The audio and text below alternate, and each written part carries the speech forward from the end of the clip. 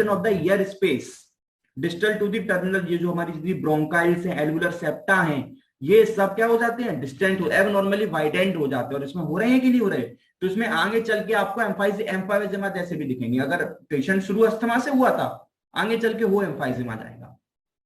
क्यों? क्योंकि जब इतना क्रॉनिक फॉर्म हो जाएगा, होता होता होता चला जाएगा, इतनी ज्यादा ईयर बढ़ जाएगी कि एबनॉर्मली डिस्टेंट कर जाएंगे, एबनॉर्मली बहुत ज्यादा साइज में बड़े हो जाएंगे, तो उसी को एम्फाइजेमा बोलते हैं।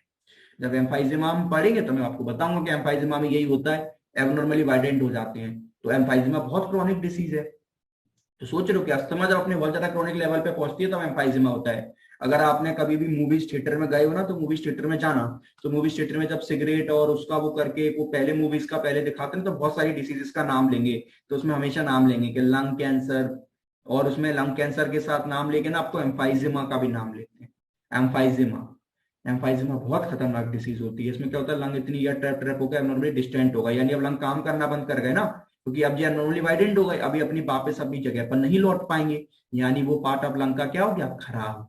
वो आपकी ब्रीथिंग में हेल्प ही नहीं करेगा। और ऐसा वो थिएटर में क्यों दिखाते हैं, क्योंकि बोलते हैं ना सिगरेट स्मोकिंग से मना करो, क्योंकि स्मोकिंग से बहुत ज्यादा होती है सब सीओपीडीज, अस्थमा, अस्थमा भी पड़ गया था कि अस्थमा भी स्टार्ट हो जाती है। तो अस्थमा सीओपीडी के उनमें जो निकोटीन्स होते हैं वो हमारे हाइपर सेंसिटिव कर देते हैं। वो क्या होता है, म्यूकस म्यूकस सबको हाइपर सेंसिटिव कर देते हैं, खराब कर देते हैं।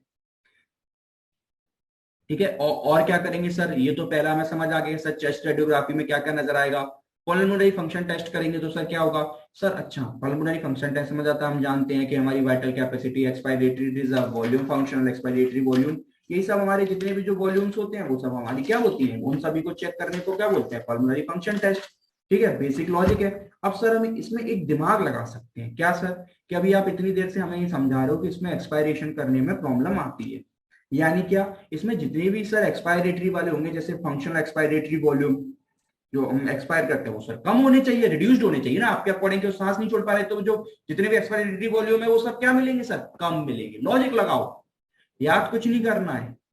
जितने भी एक्सपायरेटरी होंगे सर वो सब की सब हमें ऑटोमेटिक कम मिलेंगे। जैसे सर फंक्शनल एक्सपायरेटरी वॉल्यूम कम मिलेगा, sir functional functional vital capacity वो भी सर हमको डिक्रीज मिलेगी, है ना सर। और क्या मिल सकता है, पीक एक्सपायरेटरी फ्लो, जो हमारा पीक एक्सपायरेटरी फ्लो होता है, पीक एक्सपायरेटरी फ्लो वो भी सर कम हो जाएगा, है ना। फंक्शनल एक्सपायरेटरी वॉल्यूम ये भी सर डिक्रीज हो जाएगा। सर एक दिमाग और लगाते हैं सर, अगर ठीक है सर एक्सपायरेटरी वाले कम होगा, लेकिन आपने ये भी बोला है कि अब अगर एक्सपायरेटरी कम होगी तो अंदर क्या होगी सर, एयर ट्रैप। यानी सर एयर ट्रैप का मतलब है कि अंदर का जो रेजिडुअल वॉल्यूम है सर, रेजिडुअल वॉल्यूम जानते हैं ना, जो अंदर लंग के अंदर एयर होती है सर, वो तो फिर बढ़नी चाहिए ना आपके अकॉर्डिंग, तो बिल्कुल सही, अंदर के जो रेजिडुअल वॉल्यूम है वो बढ़ेंगे। बढ़ेंगे कि नहीं बढ़ेंगे, अंदर के जो रेजिडुअल वॉल्यूम्स है वो बढ़ेंगे सर। इसके हिसाब से फिर टोटल लंग कैपेसिटी भी बढ़नी चाहिए, क्योंकि अंदर एयर भरती चली जा रही है, तो बिल्कुल सही, टोटल लंग कैपेसिटी भी बढ़ेगी।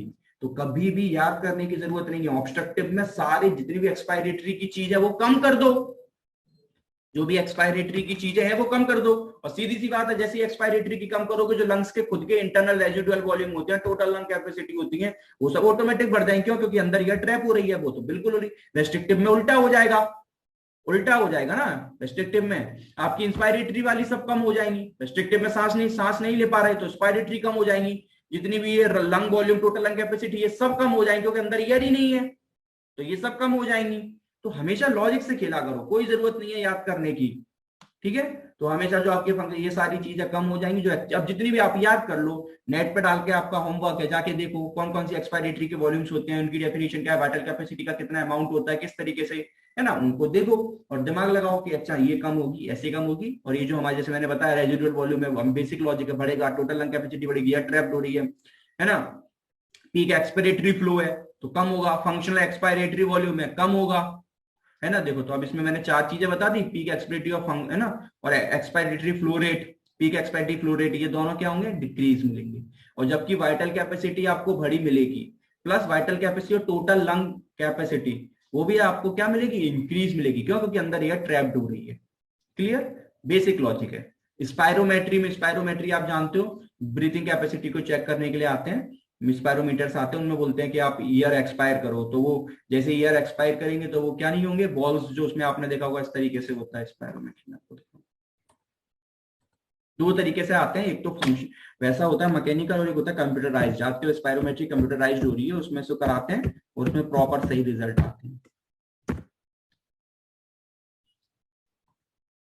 इस तरीके से।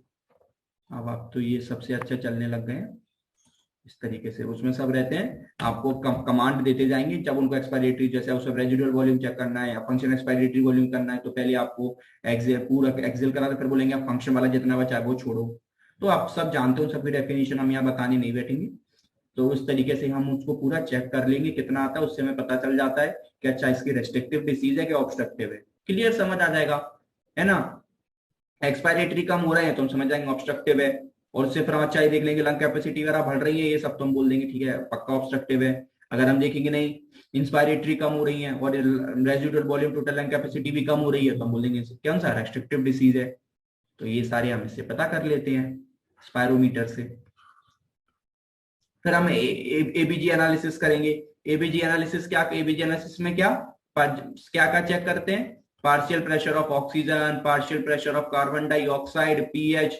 ये हम जानते हैं कितना होता है 85 से 100 mmHg, ये 35 से 45 mmHg, ये कितना होता है 7.35 से लेके 7.45 पीएच, ये हमारे नॉर्मल वैल्यू होती है, ये सब गिर जाएंगे। अच्छा सर अब हम आपके अकॉर्डिंग चलते हैं। हमें मालूम है अगर एबीजी एनालिसिस होगा तो बहुत बेसिक बात है सर, ऑक्सीजन गिरेगी। पेशेंट सांस नहीं, क्योंकि ऑक्सीजन तो गिरेगी, जब सांस नहीं छू पा रहा तो ले कैसे ले पाएगा, तो ऑक्सीजन तो गिरनी है, हम इतनी देर से पढ़ के आ रहे हैं। तो सर फिर आपके अकॉर्डिंग अगर अंदर एयर ट्रैप हो रही है, इसका मतलब क्या है कि वो सांस बाहर नहीं छोड़ पा रहा, तो सर आपके अकॉर्डिंग फिर CO2 बढ़नी चाहिए।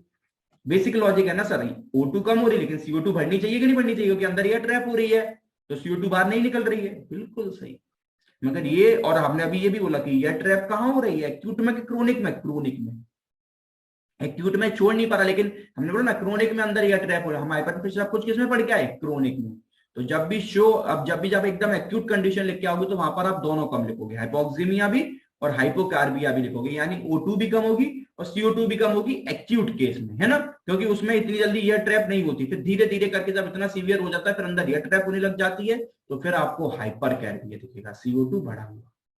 क्यों, क्योंकि अब अंदर एयर ट्रैप होने लग गई है। ठीक है, तो कुछ भी याद करने की जरूरत नहीं है। एक होता है हाइपर सेंसिटिविटी टेस्ट कराओगे सर, हाइपर सेंसिटिविटी टेस्ट कैसे कराएंगे, कुछ नहीं कराना होता है। जैसे अगर मैंने आपको याद हो, मैंने आपको ट्यूबरक्लोसिस के लिए भी एक टेस्ट पढ़ाया था, मोन्टॉक्स टेस्ट, है ना। इसमें भी क्या करते हैं, इसमें भी क्या करते हैं, जैसे मोन्टॉक्स टेस्ट था ऐसे ही होता है। इसमें क्या होते हैं, आपको कुछ कुछ एलर्जेंस होते हैं। जैसे हमें अब जैसे मैं गया, मैंने बोला कि सर पता नहीं हम क्या करते हैं, जैसे मतलब कुछ ऐसे एलर्जिक होते हैं, उनसे हमको क्या हो जाती है, एकदम का तो एलर्जी हो जाती है। वो कैसे चेक करेगा आपको अस्थमा है कि नहीं। ये जो टेस्ट होता है ना स्किन हाइपरसेंसिटिविटी, ये कोई अस्थमा के लिए नहीं होता, ये एलर्जी के लिए होता है। इसे ये चेक करते हैं आपको एलर्जी है कि नहीं। फिर उसके बाद पर्टिकुलर और अस्थमा के फिर हम ये और प्रॉपर देख लेते हैं, और प्रॉपर हम एक्सरे कराएंगे, सब कुछ तब समझ आएंगे अच्छा हाँ पक्का पर्टिकुलर अस्थमा है। स्किन हाइपरटेंसिव टेस्ट तो ये बता देता है कि एलर्जी है, तो आप ये क्लियर होगा कि अस्थमा भी हो सकता है या मे भी नॉर्मल कोई एलर्जी, इस्नोफिलिया हो।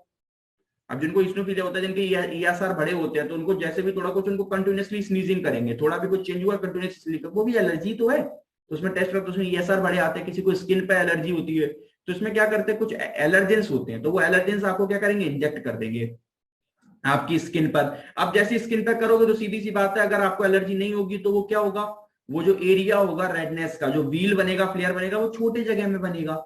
मगर आपको एलर्जी हुई तो वो बड़ी जगह में बनेगा। क्यों सर, क्योंकि आपके अंदर ऑलरेडी उस एंटीजन के लिए क्या प्रेजेंट थे, एंटीबॉडी। अगर आप एलर्जिन हुए तो वो तुरंत इससे रिएक्शन करके एकदम हाइपर एक्टिव रिएक्शन दिखेगी, हाइपर सेंसिटिव रिएक्शन दिखेगी ना, तो एरिया बड़ा मिलेगा। और आपके अंदर अगर एंटीबॉडीज नहीं हुए उसके लिए तो फिर आपको नहीं दिखेगा। जैसे देखो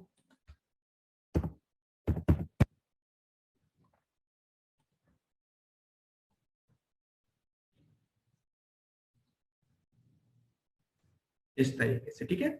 इसमें स्किन का लेते हैं और यहाँ पर क्या है, निडल कर देते हैं, फिर ये जो फ्लेयर मतलब एक तरीके से स्किन के रेडनेस बन जाते हैं, स्किन एकदम स्वेल कर जाएगी, बिकम रेड हो जाएगी, एकदम लगेगा कि हाँ मतलब यहाँ पर क्या एक एलर्जिक रिएक्शन हुई। अगर वो नहीं हुई, नॉर्मल रही, तो कोई दिक्कत नहीं है। अगर वो हो गई ज्यादा हमें दिखी, तो हम बोल देंगे अच्छा ये पर्टिकुलर इसके अंदर एलर्जी है। तो ये hypersensitivity test for allergy होता है, ठीक है। और क्या क्या मिलेगा, स्प्यूटम और ब्लड लेंग मिलेंगे, तो उनमें ESR हमें बढ़े हुए देखे मिलेंगे, ठीक है। और प्लस IgE लेवल बढ़ा हुआ मिलेगा। IG हम देख रहे थे, IG लेवल हमें नॉर्मली नहीं, उनमें बढ़ा हुआ मिलेगा, क्योंकि उनका क्या हो रहा था, हाइपर एक्टिव। तो आईजी लेवल आपको उनका एलिवेट मिलेगा। ठीक है, तो इन सब चीजों से आप इसको डायग्नोस करके बता सकते हो कि हाँ उसको क्या प्रॉब्लम हो रही है, अस्थमा की प्रॉब्लम हो रही है। अब हम पढ़ेंगे मैनेजमेंट। ठीक है, मैनेज कैसे करोगे ऐसे लोगों को? सबसे बड़ी चीज इनका देखो, ट्रीटमेंट उसका होता है जिसका कोई कॉज हो। इसमें बॉडी ही आपकी हाइपर एक्टिविटी हो रही है, आप इसका कुछ नहीं कर सकते। समझ रहे हो बेसिक बात? कोई अस्थमा का ऐसा नहीं होता परमानेंट इलाज, कुछ नहीं होता, मैं फिर बता रहा हूँ। आप तो बस ये कर सकते हो कि उसको बस बचा के रखो, बचा के रखो। कोई ऐसा पर्टिकुलर आपको नहीं मिलने वाला कभी ट्रीटमेंट जो 100% अस्थमा को ठीक कर सकता है। क्यों? क्योंकि ये कोई अलग से प्रॉब्लम नहीं हो रही, बॉडी ही हाइपर एक्टिव हो रही है। अब उसकी बॉडी के अंदर किस चीज को रोक के और किसको कम करोगे? नहीं कर सकते आप, समझ रहे हो? बॉडी की इम्यूनिटी हाइपर एक्टिव हो रही है। तो फिर अब मैं भी आपको बताऊंगा कैसे कैसे समझते हैं। तो पहला मेन मैनेजमेंट यही है सर, अवॉइड एलर्जेंस। आप जिससे उसको हो रही है आप उस एलर्जी को भैया उनको उससे उसको दूर रखो, और आपके पास कुछ नहीं है, बस उसको अटैक मत आने दो। तो पहला तो ये। दूसरा, और जो आपके पॉइंट्स थे जिनसे आपको लग रहा था कि आप उससे उसको अस्थमा हो सकता है, या उसको आपको पता चल गया अस्थमा है, तो फिर क्या क्या करोगे? स्मोकिंग दूर रखो, और आपको राइनाइटिस वगैरह हो रही थी ना, तो कंट्रोल ऑफ राइनाइटिस, ओबेसिटी कम करो, है ना। इनहेल्ड कॉर्टिकोस्टेरॉइड्स लो, पंप वगैरह देखते हो ना उसमें कॉर्टिकोस्टेरॉइड। अच्छा, कॉर्टिकोस्टेरॉइड्स काम क्या करते हैं? हम इतनी देर से बात कर रहे हैं, कॉर्टिकोस्टेरॉइड स्टेरॉइड्स हैं। ये क्या काम करते हैं? इनका काम क्या है? इन्फ्लामेशन, जो हैवी वहां पर इन्फ्लामेशन हो रहा है ना, उसको ये डिक्रीज करते हैं। ये एक एक से दो काम कर देते हैं। क्यों? क्योंकि स्टेरॉइड्स का एक काम होता है, स्टेरॉइड्स हमेशा जब भी आपकी बॉडी में जाते हैं वो इन्फ्लामेशन को कम करते हैं, मगर वो आपके साथ साथ इम्यूनिटी को भी कम कर देते हैं। हम पढ़ के थे ना कोविड में, क्यों आपको ये देने पड़ता है? ये हैवी इन्फ्लामेशन को तो कम कर देते हैं, क्योंकि अब इसमें अब एनसिड्स देने बैठोगे ही नहीं। क्यों? क्योंकि एनसिड जाएगी कब, घुलेगी कब, करेगी तब तो वो मर जाएगा। फिर तो एकदम एक्सेल करके आपको, स्टेरॉइड्स भी ऐसे नहीं ओरल, सिर्फ एकदम एक्सेल करके। क्यों? क्योंकि जैसे ही आप उसको एक पंप चलाओगे तो वो जो नेक वाला एरिया है जहां पर ये हाइपर एक्टिविटी चल रही है, वहां पर एकदम क्या होगी, एकदम सीधा वो ड्रग पहुंचेगा, और वो तुरंत इसको क्या कर देगा, जो हाइपर एक्टिव है उनको सप्रेस कर देगा, तुरंत सप्रेस कर देगा। कैसे करेगा? एक तो ये स्टेरॉइड्स है, तो ये एंटी इंफ्लामेटरी तो होता है, तो इंफ्लामेटरी रिस्पॉन्स को बंद करेगा। साथ साथ ये हमारी इसकी जो एक एडवर्स इफेक्ट होती है, जो इसकी साइड इफेक्ट वो क्या है, वो सारी हमारी इम्यूनिटी को गिरा देता है, गिरा देता है। लेकिन इसमें इन लोगों को हमें फायदा मिल जाता है। क्यों मिल जाता है? क्योंकि हमारी इम्यूनिटी भी तो हाइपर एक्टिव हो रही है। तो जैसे ही स्टेरॉइड्स लेते हैं और वो हमारी इम्यूनिटी को एकदम सडन गिरा देता है, तो जो हाइपर एक्टिव है वो गिर के क्या हो गई, नॉर्मल हो गई। ज्यादा हो रही थी ना, तो नॉर्मल हो गई। तो अब आपको लगेगा सर ऐसे इम्यूनिटी गिर रही, फिर ओवरऑल बॉडी में तो प्रॉब्लम आएगी। बिल्कुल आती है, बिल्कुल आती है। ये लोग बहुत प्रोन होते हैं कि इनको और भी कोई जल्दी डिसीज हो जाए, बहुत सारी। इतना कुछ स्टेरॉइड्स और वो सब करने की वजह से बहुत ज्यादा होता है। इसलिए बहुत अस्थमा वाले को लोग बोलते हैं बहुत संभल के रहो, कुछ मत करो, है ना, ज्यादा कुछ मत करो, क्योंकि आप कोई भी और बीमारी ने तुरंत लग सकती है। लेकिन क्या करें, हमें इन्हें बचाना है तो हमें ये देना पड़ेगा। तो स्टेरॉइड देते हैं तो इनका इम्यूनिटी कम करने का एक तरीके से ना बेनिफिट भी मिलता है। क्यों? क्योंकि उससे जो हाइपर एक्टिव है वो ऑटोमेटिक इससे डाउन हो जाती है, हाइपर एक्टिविटी इससे डाउन हो जाती है, प्लस इन्फ्लामेटरी रिस्पॉन्स यहाँ से कम हो गया, प्लस जो हाइपर एक्टिविटी थे वो उसका जो एडवर्स इफेक्ट था वो उनका बेनिफिट हो गया। स्टेरॉइड्स का क्या होता है, जो एडवर्स साइड इफेक्ट है वो उसका इनका बेनिफिट बन जाता है। ठीक है, इस वजह से जितने भी ऑटो इम्यून डिसऑर्डर होते हैं ना, उनमें हमें स्टेरॉइड्स का बड़ा फायदा मिलता है। ऑटो इम्यून डिसऑर्डर होते हैं जैसे मैंने, जैसे रोमेटिक अर्थराइटिस, है ना, रोमेटिक फीवर, इनमें बड़ा स्टेरॉइड्स वगैरह दे देते हैं। क्यों? क्योंकि इन सब में एक तो इन्फ्लामेशन तो होता ही है, तो एक तो ये पहला इन्फ्लामेशन को भी कम कर रहे हैं, सेकंड वन ऑटो इम्यून है, इन सब में इम्यूनिटी एबनॉर्मली बढ़ गई है, ज्यादा फालतू का काम कर रही है, नहीं करना है, तो उसमें ये आपकी इम्यूनिटी को, तो इसका साइड इफेक्ट इनका बेनिफिट बन जाता है, तो उसमें डिक्रीज करने लग जाते हैं। तो जब भी आप पढ़ के आए होगे रोमेटिक अर्थराइटिस, हमने रोमेटिक फीवर पढ़ा, रोमेटिक हार्ट डिसीज पढ़ा, उसमें कॉर्टिकोस्टेरॉइड्स को हमने बहुत मेजर ट्रीटमेंट में लिखा हुआ है ड्रग में। तो हमेशा ये होता है, स्टेरॉइड्स वगैरह हमेशा वो मेजर ट्रीटमेंट में रहते हैं जहां पर हमारी इम्यूनिटी हमारे अगेंस्ट काम कर रही है। तो इसमें भी हाइपर एक्टिव होकर हमारे अगेंस्ट ही तो काम कर रही है, कौन सा हमारा फायदा करा रही है। ठीक है, तो इनएडिक्वेट ऑफ कॉर्टिकोस्टेरॉइड, और फिर वही सारे जो ड्रग्स थे जिनसे हमको, जैसे कौन कौन से ड्रग्स से हो रही थी, बीटा ब्लॉकर, एस्पिरिन, आइबुप्रोफिन, तो ये लिखे बीटा एगोनिस्ट मतलब बीटा ब्लॉकर। तो इन सबको ओवर यूज मत कराओ, है ना, इनसे बोलो, क्योंकि इनसे आपकी क्या हो जाती है, ट्रिगर हो जाती है, इनसे हो जाती है ना। कुछ अवॉइड मेजर साइकोलॉजिकल, हमने पढ़ा था स्ट्रेस और एंजाइटी से भी लोगों को हो रही थी, तो साइकोलॉजिकल प्रॉब्लम से दूर रहो, यही कर सकते हैं। ठीक है, तो पहली चीज बचाने की कोशिश करते हैं। अब हम मेजर आते हैं कि अगर हो गई तो क्या ट्रीटमेंट करेंगे। एक होती है डिसेंसिटाइजेशन इम्यूनोथेरेपी, बहुत अच्छी है, बहुत अच्छी टेक्निक होती है। देखो इसको ये 2 मार्क्स में पूछ सकते हो, नहीं समझते तो ये टेक्निक स्पेशली आपको ट्रीटमेंट में लिख के आनी होती है, स्टार मार्क कर कर। क्या होती है? डी सेंसिटाइजेशन इम्यूनोथेरेपी, डिसेंसिटाइजेशन, ठीक है। या फिर इसको क्या बोलते हैं, इसके दो नाम और होते हैं, इसको बोलते हैं एक एलर्जिन इम्यूनोथेरेपी, दो किसी भी एलर्जिन इम्यूनो, क्या हमने बोला था, डिसेंसिटाइजेशन इम्यूनोथेरेपी, इसके दो नाम से और जानते हैं। पहला इसका क्या क्या क्या क्या नाम बोला है, पहला हम इसको और बोलते हैं एलर्जिन, अब ये नाम आपको खुद ही क्लियर होंगे इसको ऐसा क्यों बुलाते हैं, एलर्जिन इम्यूनोथेरेपी। तो इम्यूनोथेरेपी तो सब में ही लगेगा, एक एलर्जिन लग गया, या डिसेंसिटाइजेशन बोल दो या एलर्जिन बोल लो, या फिर इसको बोलते हैं हाइपो सेंसिटाइजेशन, ये जो लिखा है ना सेंसिटाइजेशन, ये हाइपोसेंसिटाइजेशन इम्यूनोथेरेपी, ठीक है। तो इसको चाहे एलर्जिन इम्यूनोथेरेपी या डिसेंसिटाइजेशन या हाइपोसेंसिटाइजेशन इम्यूनोथेरेपी, इसमें मालूम क्या करते हैं, इसमें एक कभी आपने पढ़ा एक साइकोलॉजिकल ट्रीटमेंट होता है, क्या होता है कि अगर आपने साइकोलॉजी, किसी लोगों को ना अगर अंधेरे से डर लगता है तो साइकोलॉजिस्ट क्या करते हैं, जो होते हैं वही बोलते हैं कि इसको ना थोड़ा थोड़ा करके ना अंधेरे में रखना स्टार्ट करो।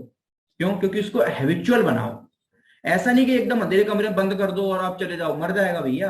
ऐसा करते हैं कि जैसे अगर मान के चलो बिल्कुल अगर उसको अंधेरे से डर लग रहा है तो बोलते हैं कि थोड़ा बहुत अंधेरा कर दो, फिर उसको रखो कुछ टाइम पीरियड के लिए, एक तरीके से उसे धीरे धीरे करके अडेप्टिव बनाओ, आदत लगाओ उसकी। जैसे आपने भी कोई चीज होगा नहीं पसंद आती, हमें नहीं पसंद आती है, हमारे लिए अच्छी नहीं है, लेकिन हमारी हेल्थ के लिए अच्छी है लेकिन टेस्ट में अच्छी नहीं, तो हम भी क्या करते हैं थोड़ा थोड़ा करके पियो, अभी पी लो, फिर कल कर, फिर कर लेना, परसों कर लेना, तो हमारी आदत बन जाएगी।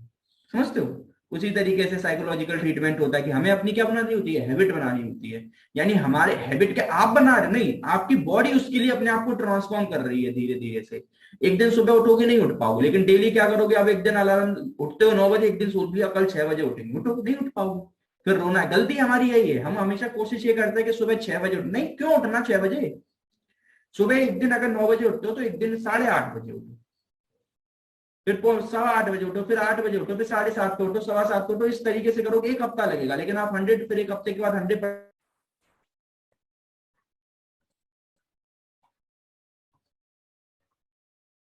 ठीक है। तो आप वहीं वहां पर अगर आपकी आदत बनती जाएगी, तो इसमें बस यही होता है कि आपको हैबिचुअल कराना है।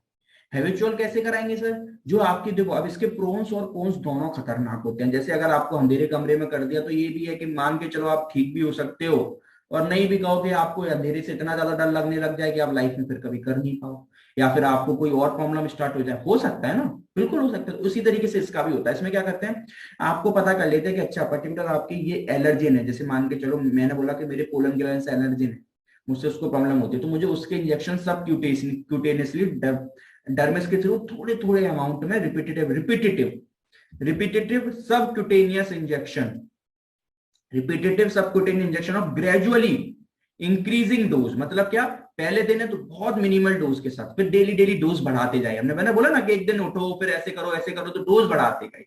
जैसे आप बोला 8:30 पे उठो, फिर 8:60 पे उठो, फिर 7:30 पे, तो डेली डोज बढ़ाते जाओ।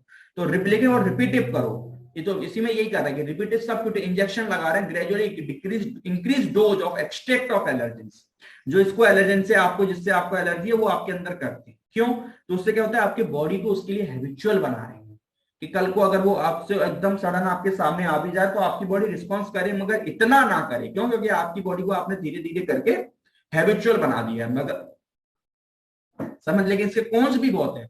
कहो बॉडी हैबिचुअल ना बने, आपने जितना दिया उससे ही उसको एलर्जी होना स्टार्ट हो जाए, बिल्कुल हो सकती है। ठीक है।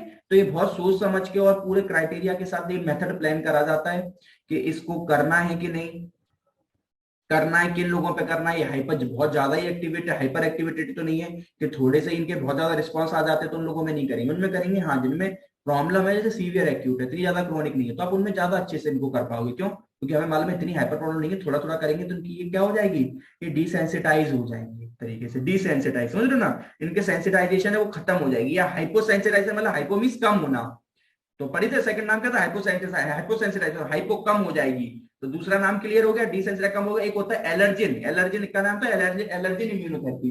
तो इससे क्या हो रहा है, जो आपके एलर्जिन वन थे वो आपका देकर आपके एलर्जी ही आपकी इम्यूनोथेरेपी का काम कर रही है। ठीक है। तो इसके प्रोज भी बहुत होते हैं और कॉन्स भी बहुत होते हैं, और आप समझ रहे हो है ना। तो वो बहुत ज्यादा आपको रिएक्शंस करना स्टार्ट करता है, कोई भी एलर्जिक का है ना, देखिए बहुत ज्यादा एलर्जिक हो तो आपका क्या हो सकता है, यही आपके लिए क्या हो जाए, आपके एडवर्स इफेक्ट यही दिखाने लग जाए, बहुत ज्यादा हाइपर एक्टिवेटेड हो जाए।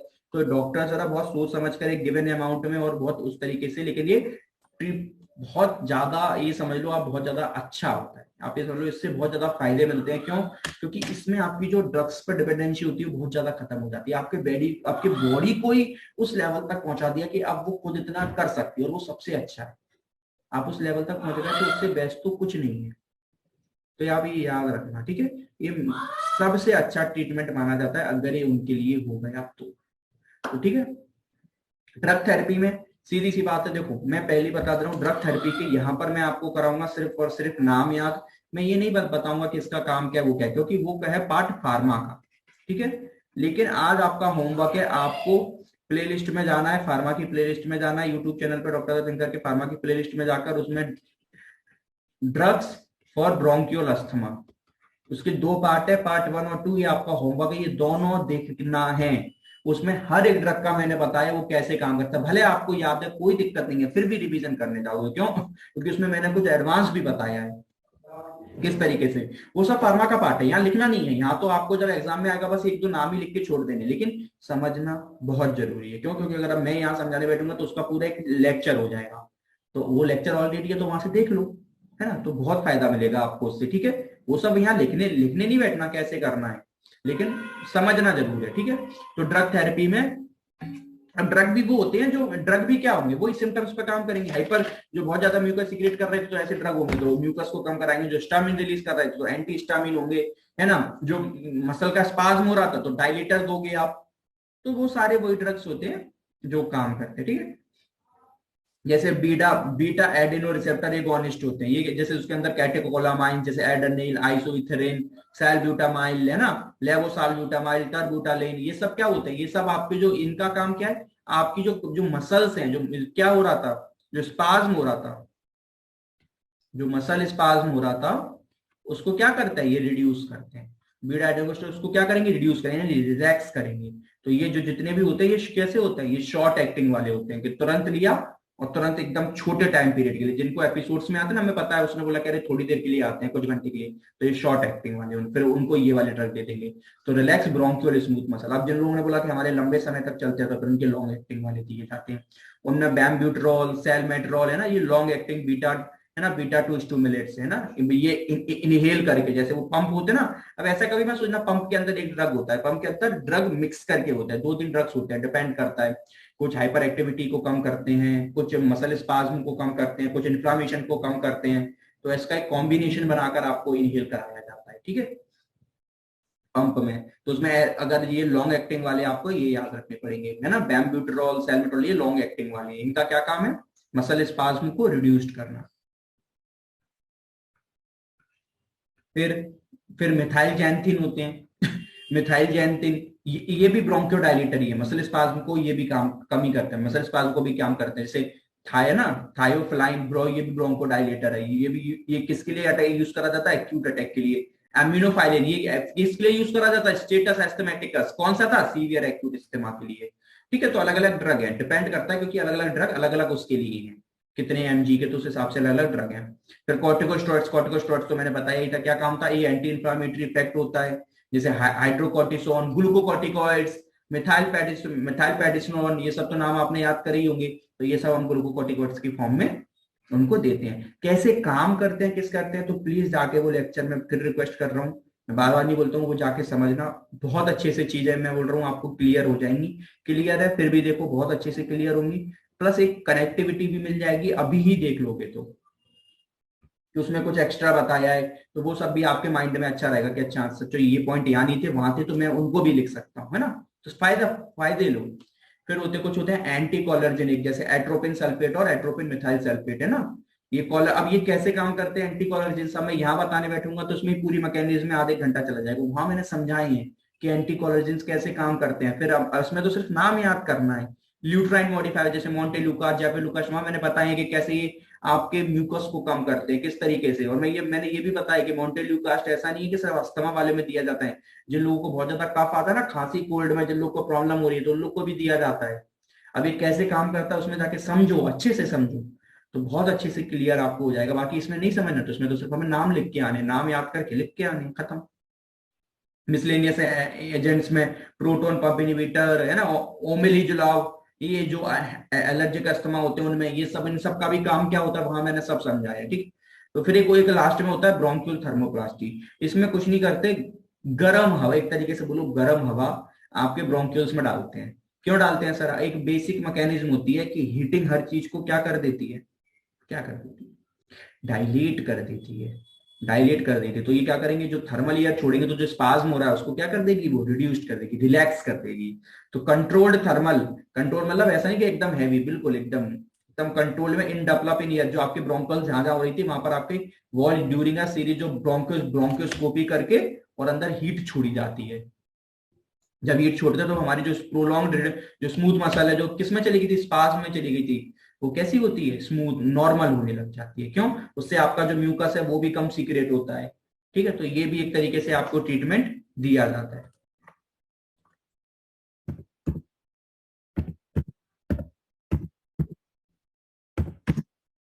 मैं आपको दिखाता हूँ अगर इसकी कोई इमेज प्रेजेंट होगी तो, इस तरीके से ब्रोंकाई में करके और फिर अंदर पूरा एक हीट करके दिया जाता है, ठीक है। कंट्रोल टेम्परेचर मैनर पे करके और पूरा उसको देते हैं, उससे क्या होता है, क्लियर होता है, म्यूकस क्लियर होता है और एक हीटिंग इस तरीके से दी जाती है, ठीक है। इस पे पूरा म्यूकस को भी हटा देते हैं, हीटिंग डिफेक्ट देके जो म्यूकस इसमें एकदम रास्ता उसको क्लियर कर देते हैं, ठीक है। तो कंट्रोल थर्मल एनर्जी और वहां पर करके उसका पूरा म्यूकस हटाकर उसको क्लियर करके रिलैक्स करके वहां पर इसको करते हैं, ठीक है। फिर बाकी और क्या दे सकते हैं, फिर लास्ट में एंटीबायोटिक्स वगैरह, अगर हमें कोई इन्फेक्शन वगैरह लग रहा है बैक्टीरिया तो एंटीबायोटिक्स दे दो, कोई रेस्पिरेटरी इन्फेक्शन ना हो। लास्ट में कुछ नहीं तो फिर ईटीटी ट्यूब डाल के वेंटिलेटर पे लगाना पड़ेगा। क्यों? क्योंकि आप सांस नहीं कर पाते। फिर एंड स्टेज क्या है, हम किसके थ्रू का उसको ब्रीथ करवाएंगे, वेंटिलेशन के थ्रू। वो तो एंड स्टेज होती है जब सब कुछ खत्म हो गया तब, क्लियर। तो आपका अब यहाँ पर दो होमवर्क मैंने बता दिए। पहला होमवर्क कि जितने भी एक्सपायरेटरी मैंने समझा जरूर दिया कि एक्सपायरेटरी कम होंगे, रेजिडुअल वॉल्यूम और टोटल लंग कैपेसिटी बढ़ रही है, कैसे बढ़ रही है वो भी बता दिया। लेकिन आप और नेट पे निकाल के देखोगे कौन कौन से एक्सपायरेटरी होते हैं, क्या होते हैं, उन सबको दोबारा रिवाइज करो, याद है फिर भी रिवाइज करो, है ना, किस तरीके से वो। सेकंड वन आपको क्या समझना है, सेकंड वन आपको ये समझना है कि जो मैंने आपको ये वाला जो मैंने बोला ये देख के आना है, पूरे ड्रग का समझना है, कौन कैसे क्या करता है, दो पार्ट में उसको देख के आना है, ठीक है, और उसको रिवाइज करना है चैप्टर को, ठीक है। That's all complete about for asthma, या आप उसको ब्रोंकियल अस्थमा बोल रहे हैं। Thank you.